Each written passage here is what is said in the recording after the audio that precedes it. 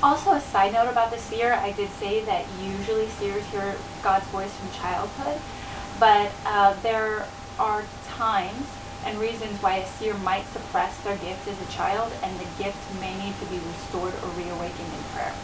So that's a seer prophet. Another type of prophet is a now prophet.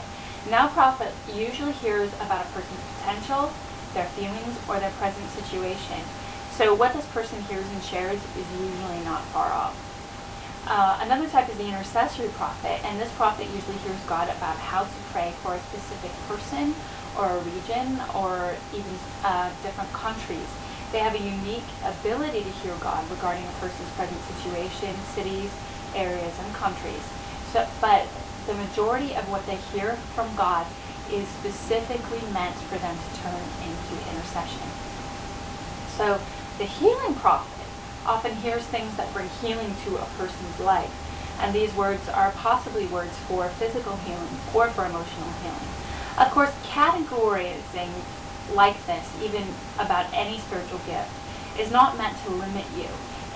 Many prophets will use their gifts in several ways, just like any of the other giftings. There's more than one way to use the gift. And there's also some overlapping, about people's gifting, so it's not like a strict category. So moving on, regarding the pastor, probably the most important thing I can say about the pastor is when Scripture talks about the mantle of pastor, it's not necessarily talking about what you think of when you think of the administrative leader of a church.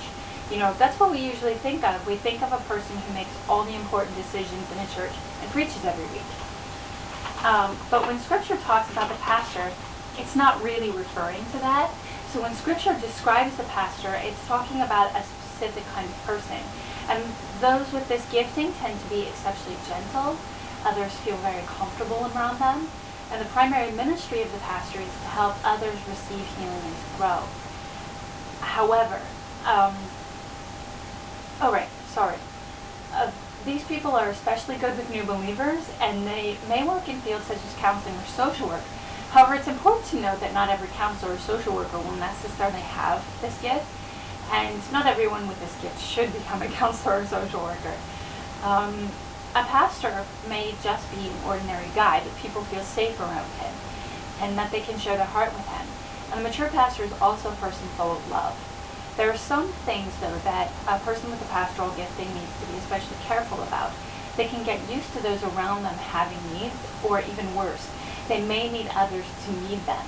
In this situation, it's easy for a person with a pastoral gifting to enter into an emotionally dependent relationship, especially because they are so sensitive to others' needs and they're so willing to give. So they also need to be careful about others trying to use them and misuse them. So that's a pastor. So moving on, the teacher is probably one of the best understood giftings in the church, and also the majority of people with this gifting, have a greater opportunity to use this gift, whether in Sunday school or, if it's an administrative head of the church, actually in the Sunday services. But the teacher is a person gifted in a deep understanding of Scripture. So during their study of Scripture, they experience a lot of revelation to share with others, and as they share deep truths, they're able to help others understand the truth.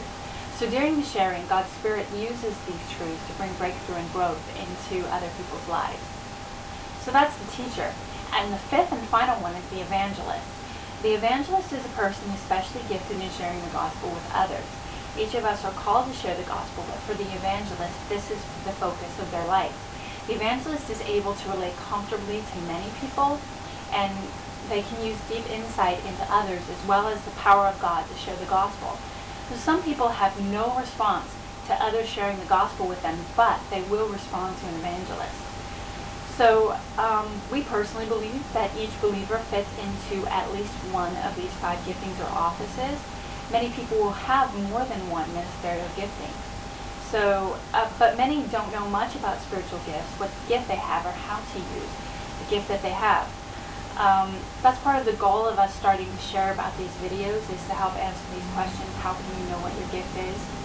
um, you know, and then, how to understand spiritual gifts and how to use a gift once you know what it is.